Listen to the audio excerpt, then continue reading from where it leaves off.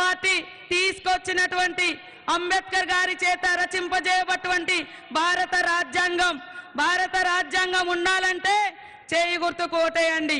మనుధర్మ సిద్ధాంతం రావాలంటే బీజేపీని తీసుకురండి. కానీ ఈరోజు బీజేపీ పేదల పార్టీ కాదు, అది కేవలం దోపిడీదారుల పార్టీ, కార్పొరేట్ కంపెనీల పార్టీ.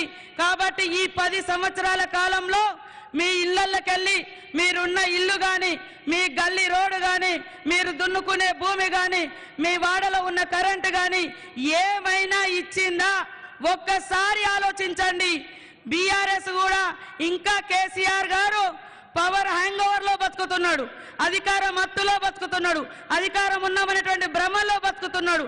ఆయన ఉన్నప్పుడు ఏం సమస్యలు లేవట, ఆయన పోగానే అన్ని సమస్యలు వచ్చినాయట. ఆయన ఇంకా ఆ భ్రమలోనే ఉన్నాడు.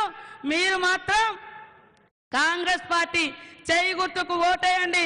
ఇక్కడ ఉన్నటువంటి ప్రాజెక్టులు కానీ, రోడ్లు కానీ, పోడు భూముల సమస్య కానీ, మరి ఆర్య కులస్తుల సమస్య కానీ, మాలి సమస్య కానీ, మహర్ల సమస్య కానీ, సకల వర్గాల సమస్యలు నాకు జిల్లా ఇన్ఛార్జ్ మంత్రిగా నాకు అవగాహన ఉంది.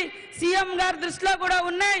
మీ ఆత్మగౌరవాన్ని, మీ అభివృద్ధిని, మీ ఆశలను నెరవేర్చేది కాంగ్రెస్ పార్టీనే. మా అక్కలు కూడా ఇక్కడ పెద్ద ఎత్తున వచ్చారు. ప్రతి మహిళకు మరి 10 లక్షల వరకు ఇన్సూరెన్స్, ఎలాంటి వడ్డీ లేకుండా రుణాలు ఇవ్వడం జరుగుతుంది.